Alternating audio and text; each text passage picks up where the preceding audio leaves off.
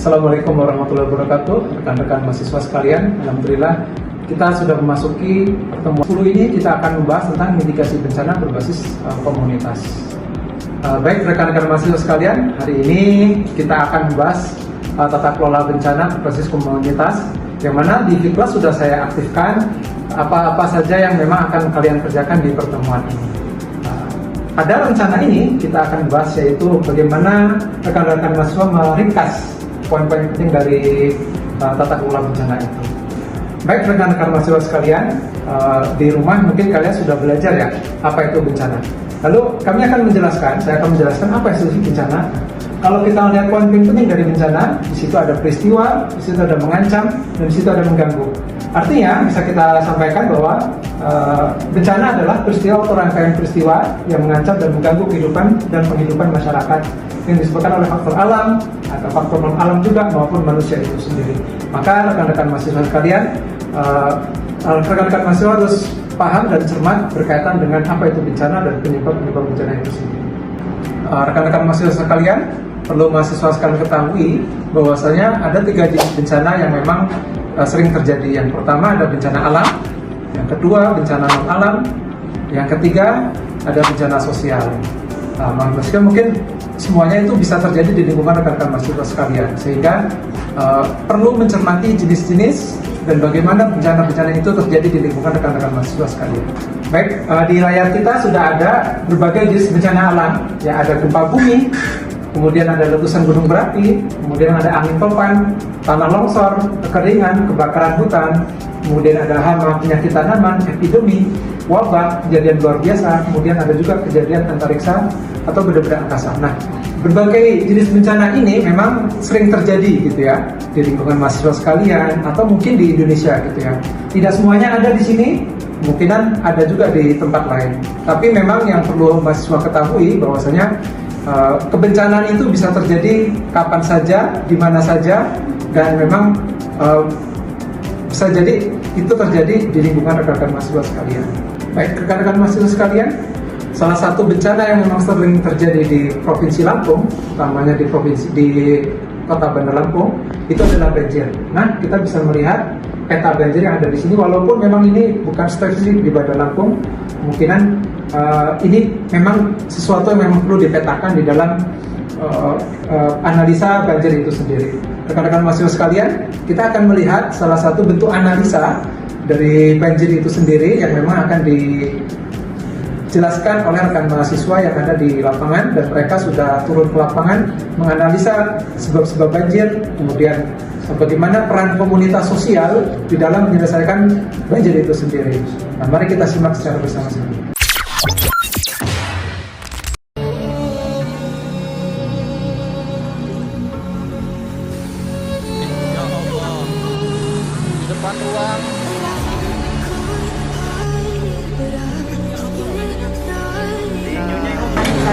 Parkiran urip anjir.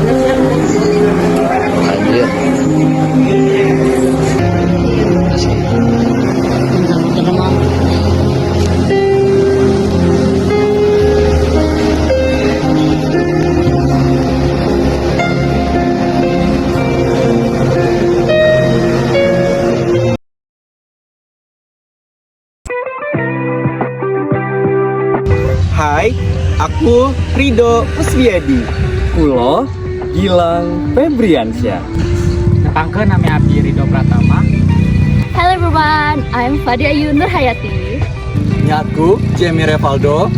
Pada kesempatan kali ini, kami akan menjelaskan terkait potensi bencana yang terjadi di Kelurahan Gunung Sula, Kecamatan Wehalim, Kota Bandar Lampung.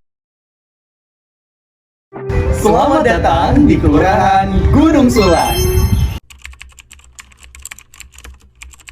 Kelurahan Gunung Sula yang terletak pada Kecamatan Wehalim, Kota Bandar Lampung, merupakan salah satu wilayah yang menghadapi berbagai potensi bencana alam. Di antaranya seperti bencana banjir, kekeringan, limbah sungai, dan kebakaran. Hal ini menuntut adanya analisis risiko, perencanaan penanggulangan bencana yang komprehensif untuk mengurangi dampak negatif yang mungkin terjadi terhadap masyarakat setempat. Secara historis, beberapa bencana yang mungkin melanda pada wilayah Bandar Lampung, khususnya pada Kelurahan Gunung Sulah yang mengakibatkan kerugian material dan korban jiwa. Tingginya curah hujan pada musim penghujan seringkali menyebabkan banjir di kawasan yang memiliki drainase buruk atau di area dataran rendah. Perencanaan penanggulangan bencana meliputi upaya peningkatan infrastruktur, penyediaan sistem peringatan dini, edukasi masyarakat tentang kesiapsiagaan bencana, serta penyusunan prosedur evakuasi yang jelas. Selain itu, keterlibatan berbagai pihak seperti pemerintah daerah, lembaga swadaya masyarakat, masyarakat lokal sangat penting untuk memastikan bahwa upaya mitigasi bencana dapat dilaksanakan secara efektif dan berkelanjutan. Peran serta masyarakat dalam penanggulangan bencana juga tidak kalah penting. Pemberdayaan masyarakat melalui pelatihan dan kapasitas dalam menghadapi situasi darurat. Masyarakat harus didorong untuk berpartisipasi dalam penyusunan rencana penanggulangan bencana, sehingga strategi yang dibuat lebih sesuai dengan kondisi lokal dan kebutuhan nyata di lapangan. Secara keseluruhan, perencanaan penanggulangan bencana di Kelurahan Gunung Sulah merupakan langkah krusial untuk meminimalkan dampak buruk dari bencana alam itu sendiri. Dengan pendekatan yang terintegritas dan kolaboratif, termasuk keterlibatan semua pemangku kepentingan, diharapkan wilayah ini dapat menjadi lebih tangguh dan siap dalam menghadapi berbagai ancaman bencana alam di masa depan. Kondisi wilayah di Kelurahan Gunung Sulah, Kota Bandar Lampung memiliki ciri karakteristik yang sedikit berbeda dengan tempat-tempat yang lainnya di Kota Bandar Lampung. Ini merupakan salah satu kelurahan yang ada di Kota Bandar Lampung yang dilalui oleh Sungai Surabaya. Sungai ini mempunyai dampak positif dan negatifnya. Salah satunya yaitu ketika terjadi hujan deras, sungai ini meluap sehingga menimbulkan bencana di sekitaran aliran sungai seperti kerugian harta benda, terus juga timbulnya penyakit dan melumpuhkan aktivitas warga yang ada di sekitar Rumah Sakit Urib Sumarharjo. Kondisi yang ideal yang diharapkan dalam menghadapi masalah ini diperlukannya langkah-langkah mitigasi berbasis komunitas yang efektif. Seperti contohnya adalah peningkatan sistem drainase yang baik dan mumpuni agar aliran sungai dapat berjalan lancar saat hujan. Kemudian peran komunitas juga sangat dibutuhkan dalam hal menangani masalah banjir di Kelurahan Gunung Sulah, Kecamatan Halim ini. Seperti contohnya mengedukasi masyarakat untuk dapat menanam pohon di sekitar aliran Sungai Surabaya Kelurahan Gunung Sulah ini.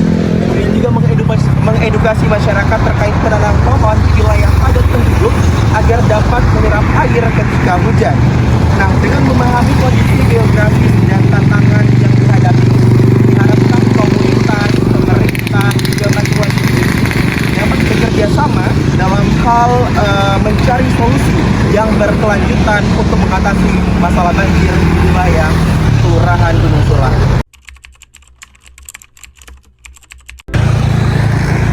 Dampak negatif yang ditimbulkan dari adanya banjir di Kelurahan Gunung Sulah, Kecamatan Wai Halim ini bisa kita lihat dibagi menjadi 3 aspek.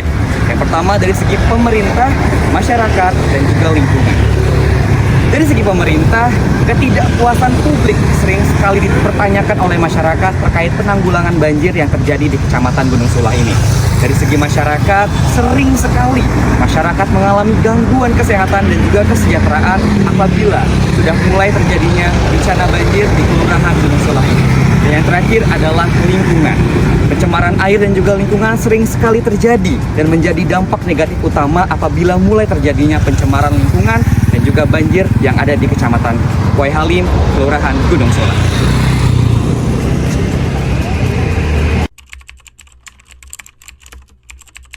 Terdapat beberapa upaya yang dapat dilakukan untuk mencegah banjir. Yang pertama ada membangun sistem drainase yang efektif. Sistem drainase yang efektif sangat penting untuk mengalirkan air hujan dengan cepat, sehingga tidak terjadi genangan yang dapat memicu banjir. Drainase harus dirancang agar mampu menampung volume air yang besar, terutama di daerah yang rawan banjir. Perawatan rutin seperti sering membersihkan selokan dari sampah dapat membantu mencegah tersumbatnya air. Baik, upaya yang kedua adalah membuat tanggul ataupun waduk. Tanggul atau waduk dapat dibangun di sepanjang sungai atau lokasi tertentu untuk menampung air berlebihan saat musim hujan. tanggul membantu mencegah air sungai meluap ke permukaan. Sementara waduk bisa menjadi tempat penampungan air yang berguna untuk irigasi di musim kemarau. Upaya yang ketiga adalah reboisasi atau penanaman kembali hutan yang sudah gundul. Seperti yang kita ketahui bahwasanya hutan menjadi salah satu upaya bagi kita untuk bisa menanggulangi terjadinya banjir dan juga tanah longsor yang ada di sekitar lingkungan kita, terutama di Kelurahan Gunung Sula, Kecamatan Wehalim, Kota Bandar Lampung. Upaya yang keempat adalah menerapkan sumur resapan, di mana sumur resapan berfungsi untuk menyerap air secara langsung ke tanah maupun berada di jalan seperti di bawah saya ini. Nah, sumur resapan di Kelurahan Gunung Sula ini sudah beberapa tersedia, namun tidak menyeluruh tersedia di seluruh wilayah Kelurahan Gunung Sula. Nah, oleh karena itu perlunya penambahan sumur resapan tersebut untuk meminimalisir terjadinya banjir di Kelurahan Gunung Sula. Dan yang terakhir, mengurangi pembangunan di daerah rawan banjir. Pembangunan yang tidak terkendali di daerah rendah dan juga dekat sungai dapat meningkatkan risiko rawan banjir. Maka untuk itu penting untuk kita memperhatikan tata ruang dan juga perencanaan kota yang baik dengan membatasi pembangunan yang rawan banjir dan juga menyediakan ruang terbuka hijau yang dapat menyerap air hujan.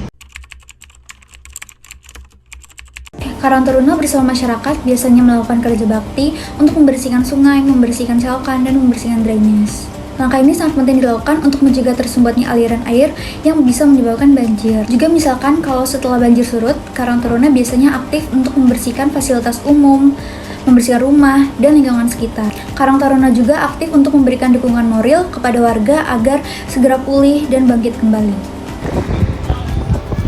Oleh karena itu, kolaborasi antara pemerintah, lembaga dan pemerintah, serta komunitas lokal harus diperkuat untuk memastikan bahwa semua pihak berkontribusi secara komprehensif, terencana, dan berkelanjutan, sehingga masyarakat Kelurahan Gunung Sula, Kecamatan Wehalim, Kota Bandar Lampung dapat hidup aman dan sejahtera. Rekan-rekan mahasiswa sekalian, berdasarkan dari video yang sudah kita tonton bersama tadi, memang yang perlu kita perhatikan di dalam penanggulangan bencana yang pertama adalah paradigma. Kita harus paham bagaimana paradigma itu melekat di dalam diri masyarakat, terutama di daerah-daerah yang rawan bencana. Sebagai contoh, paradigma diselamatkan. Nah, mungkin seringkali kita melihat ada paradigma diselamatkan. Kita sebagai masyarakat, sebagai orang yang memang harus diselamatkan ketika ada bencana. Namun, ketika memang itu sudah terjadi, paradigma itu sudah harus dirubah, terutama dari daerah sudah terkena bencana. Nah, kasih contoh misalnya, orang yang harus diselamatkan, paradigma itu harus dirubah sebagai penyelamat. Ya. Ketika paradigma itu sudah dirubah dan sudah melekat di dalam diri masing-masing masyarakat, mereka akan punya upaya yang maksimal untuk sebagai orang yang menyelamatkan. Yang kedua, ditolong, berubah paradigmanya menjadi penolong. Artinya mereka akan saling menolong kepada sesama ketika nanti ada bencana. Seperti yang tadi sudah ada di contoh video yang sudah diperankan oleh mahasiswa, memang sering terjadi bencana, namun memang komunikasi paradigma yang belum terbentuk sehingga ada saling lempar tanggung jawab di dalam penanggulangan bencana itu sendiri. Rekan-rekan mahasiswa sekalian, di mata kuliah tata kelola bencana ini memang kita banyak belajar bagaimana kesiapsiagaan bencana dan bagaimana kita menghadapi bencana sehingga kita sudah siap, dan bagaimana kita berperan di dalam penyelesaian masalah itu, terutama rekan-rekan mahasiswa sekalian sebagai mahasiswa ilmu pemerintahan. Rekan-rekan mahasiswa sekalian, dari pertemuan ini dapat kita simpulkan bahwa kesiapsiagaan masyarakat menghadapi situasi darurat, yang pertama yang harus dilakukan paradigma adalah siapa yang akan membantu kita. Ya, kemudian apa yang memang perlu dipersiapkan oleh mahasiswa itu sendiri. Yang memang harus disiapkan adalah kita harus kesiapsiagaan masyarakat. Masyarakat harus siap, baik itu sebagai komunitas, baik sebagai masyarakat itu sendiri, sehingga ada rasa saling peduli antar sesama masyarakat. Kemudian ada keluarga dan masyarakat sekitar yang saling berdekatan, itu harus saling menolong sehingga komunitas-komunitas yang ada di masyarakat ini dapat terberdayakan secara maksimal. Terakhir, memang harus adanya self-resilience atau kemandirian. Maka dengan adanya kemandirian itu, kemungkinan besar ketika bencana itu datang, kita akan lebih maksimal menghadapinya dan kita akan lebih mudah dalam memitigasi potensi-potensi itu pasca bencana nantinya. Demikian perkuliahan kita pada pertemuan ke-10 ini. Semoga bermanfaat rekan-rekan mahasiswa sekalian. Saya tutup. Wassalamualaikum warahmatullahi wabarakatuh.